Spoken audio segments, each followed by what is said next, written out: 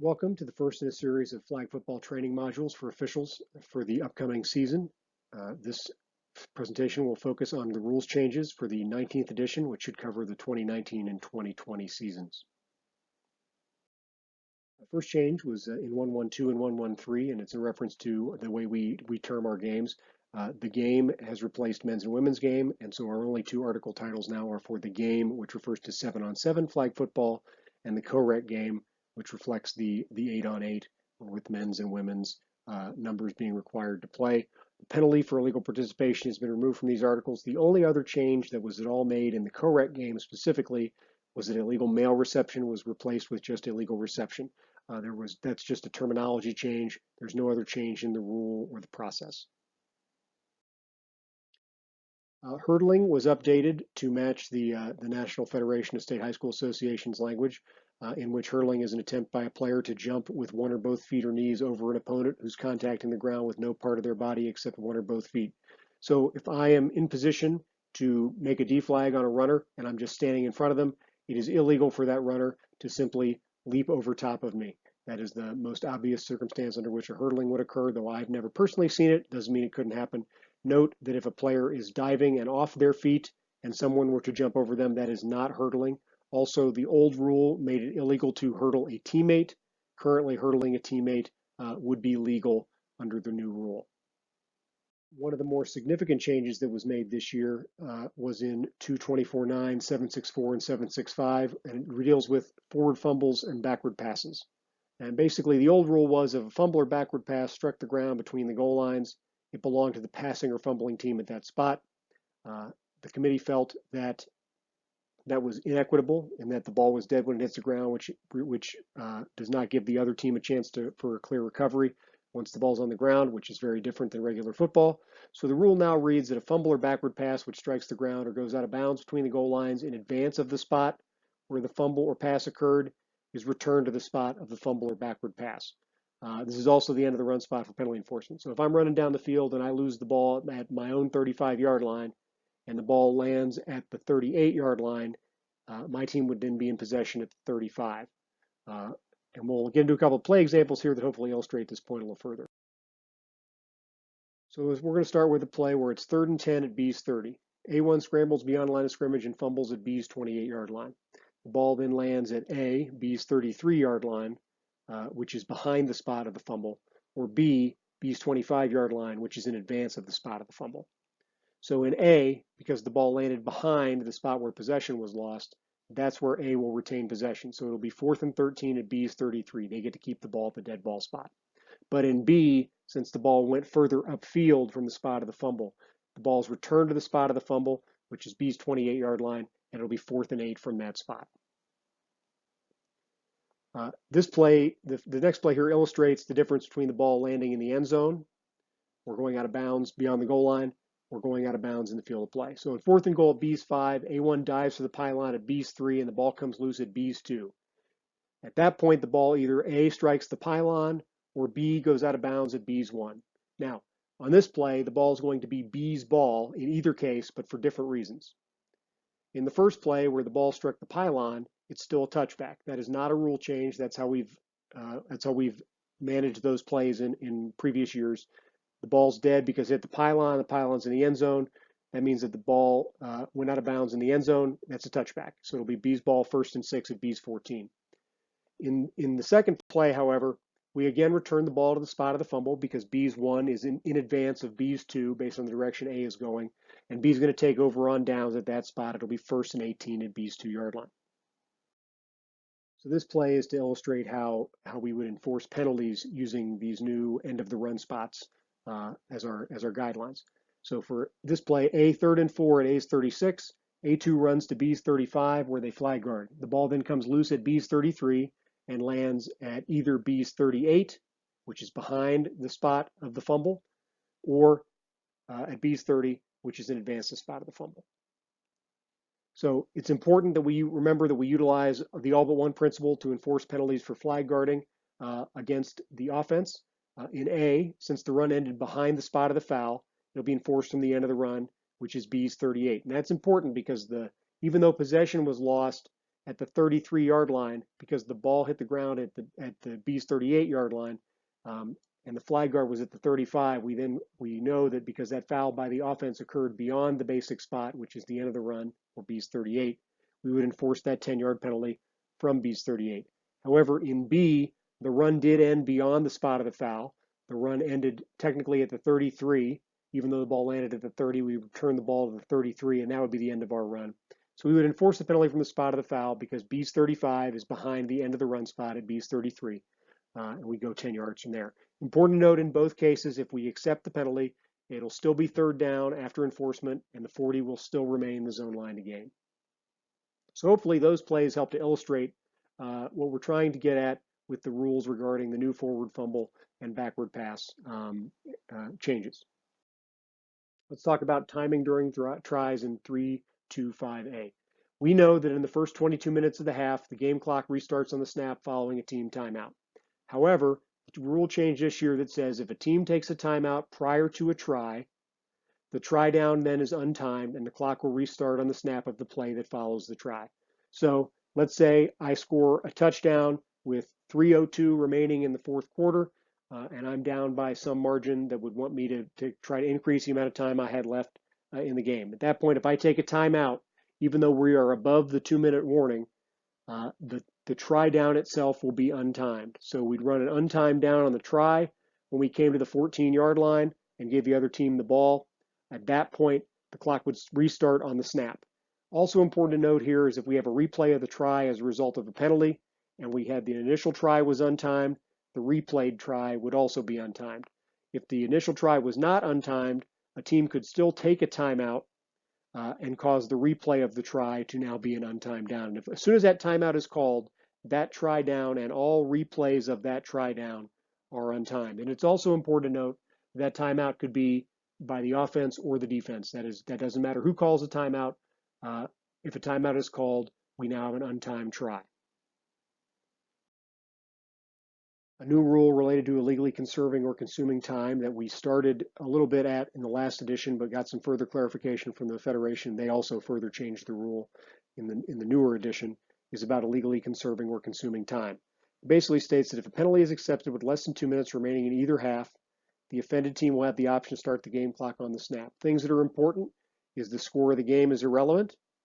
It doesn't matter who's in the lead or who's trailing or if the score is tied. Either team can exercise this option, but it is important to note that it says that the penalty has to be accepted. If a team declines a penalty, they have no clock option, and we're going to do whatever it is that we were going to do before the penalty had occurred. Also important to note that the option only applies if the clock would have otherwise started on the ready. If the clock is will start on the snap, there is no option to exercise. A clock on the snap will start on the snap regardless of what any team might want to do. It allows us to stop a running clock, but does not allow us to start a stopped clock. Here are some play examples to further illustrate this point. With B leading 21-17 in the last 2 minutes of the fourth quarter, B4 is flagged for pass interference. The pass is caught by A1, who is deflagged 20 yards downfield. Now, if A wants the 20-yard gain, they have to decline the penalty. If they decline the penalty, the clock is going to have to start on the ready for play, because that's what it would have done had no penalty occurred. In order to start the clock on the snap, A has to accept the penalty for pass interference, and that penalty would be enforced in the previous spot. So that's the only way A can gain the clock advantage and have a clock stopped, is to accept the penalty, but they would forego about 10 yards of a gain on that play in order to do that. Again, with B leading by 4 in the last 2 minutes of the fourth quarter, B4 is flagged for pass interference, but the pass is incomplete. In this case, whether the penalty is accepted or declined, the clock is going to start on the snap because that's what it would do anyway. A has no clock option to exercise. So you can see the difference in between the first play and the second play is in the first play the clock was running or would restart on the ready for play. A could choose to stop it by accepting the penalty and also indicating its clock option. In the second play, since the clock was going to start on the snap anyway, there is no option to exercise.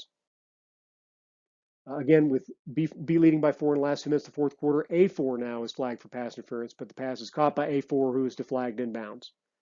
Important to note that if B accepts the penalty, which is probably pretty likely in the circumstance, it will have the option to start the clock on the ready for play or the snap. The clock option would belong to B in this case. Again, if the penalty were declined for some reason, the clock would have to start on the ready for play because that's what it would do if there had been no foul.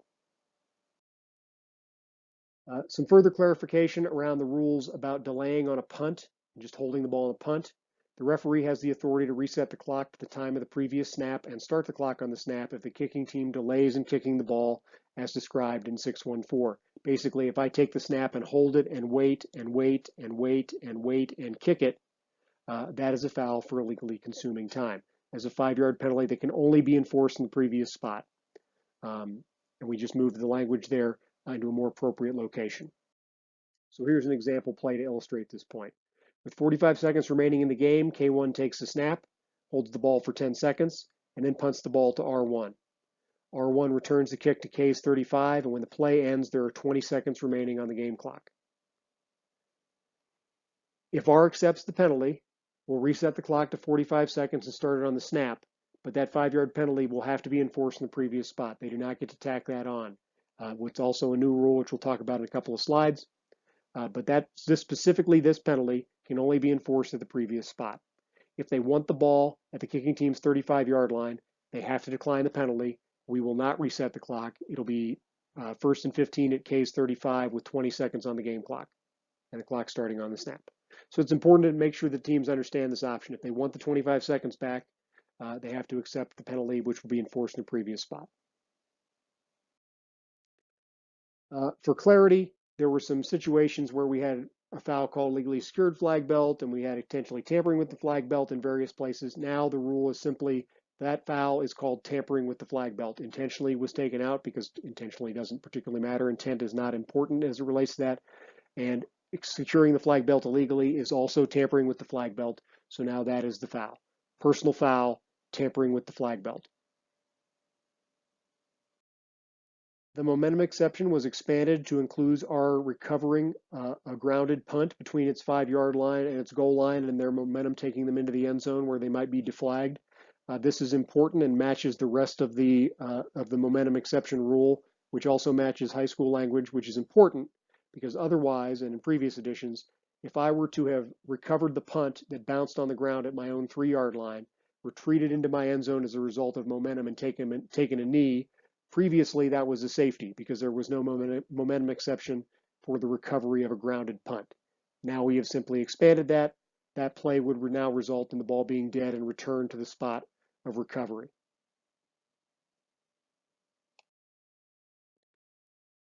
In addition, high school made a change, and we will also make an equal change to make it a personal foul if there was contact by a non-player with a game official in the restricted area during a live ball. And the restricted area is 2 yards from the sideline back off of the field. So when the ball's live, non-players and coaches should be clear of the restricted area. In the event that they're in the restricted area and unintentional contact occurs, that is simply a personal foul that should be enforced as a dead ball foul from the succeeding spot, 10 yards. All right, this is a significant change relating to fouls by the kicking team during punts that will hopefully reduce the amount of re-kicks in the game for fouls of this nature. But it now allows for the basic spot to be at the option of the offended team, the succeeding spot, if there's a foul by the kicking team during a punting down that is not kick-catch interference or illegally consuming time, and K will not be next to put the ball in play. So there's an option now, if there's a foul by the kicking team during a punting down, it doesn't matter when during the down that foul occurs. It could be simultaneous with the snap, during the kick, or during the return. That would allow us to enforce that penalty at the succeeding spot, provided the receiving team will be the next team to snap the ball. This is an exception to the all but one enforcement principle, and hopefully these next couple of plays will allow some further clarification. So in this play, it's 4th and 5 at K's 15. K1's punt is caught by R1 at R's 25-yard line and returned to K's 35-yard line. But K was flagged, whether that flag is for an illegal shift at the snap or for crossing the scrimmage line prior to the kick. So in both of these cases, R has an option to have that 5-yard penalty either enforced at the previous spot, which would mean it would be K's ball and we would repeat 4th down, or they can have that enforced at the succeeding spot. So we move the ball from K's 30 to K's 30 from K's 35, in which case it would be R's ball and first down. Things of note here in the last 2 minutes, this option would have a timing impact potentially. We would need to have conversations. If K keeps the ball, the clock would start on the ready for play unless the receiving team elected to start the clock on the snap, which is within their right in the last 2 minutes. Outside the last 2 minutes, it's not particularly important. Additionally, this and any other foul could also just be flatly declined, but that seems like the least likely option. On this play, again, it's 4th and 5 at K's 15, and again, K1's punt is caught and at the R's 25 or returned to K's 35, but this time R1 fumbles, and that fumble is intercepted by K3, who immediately falls to the ground at K's 38. But K was flagged either for an illegal shift at the snap or for crossing the scrimmage line prior to the kick. Well, in both of those cases, the only place to enforce this penalty is from the previous spot, which will return the ball to Team K and make it 4th down again, because K is in possession at the end of the down. Since R does not have the ball when it became dead, there is no option to tack this on from the succeeding spot. Now on this play, we're going to talk about what happens if there's a punt return for a touchdown. So 4th and 5 at K's 15, K1's punt is caught by R1 at R's 25 and returned for a touchdown. K is flagged for A, crossing the scrimmage line prior to the kick, or B, holding during the punt return. Well, in A, the penalty is only able to be enforced from the succeeding spot, which in this case is a try, because it occurred prior to the change of possession. We know from our knowledge of rules regarding fouls on touchdowns, normally a foul on a touchdown that occurred prior to a change of possession would have to be declined in order to keep the points. However, in this particular rule change, that is not the case. They can keep the penalty and the points, but the penalty must be immediately enforced on the try. Important to note here, the receiving team, because they are in possession, could elect to also enforce this penalty at the previous spot, making it 4th down, returning the ball to K. That is obviously incredibly unlikely. I wouldn't even give them that option. They could also outright decline this penalty. Probably wouldn't give them that option either necessarily as a referee. However, because we have a foul in B that is a hold during the punt return, that penalty can be enforced on the try or from the succeeding 14-yard line following the try at R's option, because it's just like any other foul that occurs during a touchdown following a change of possession. So I hope you can see here the difference between on a touchdown play, this foul occurring prior to the kick or during the return. Hopefully that cleared up a bunch of questions you may have, but if you do have further questions, don't hesitate to contact us either at nirsaflag@gmail.com or my email at nickbrigatti@gmail.com. I would encourage you to check out the resource page on the NIRSA website, which is there on your screen. But don't hesitate to reach out with any questions, and good luck with the upcoming season.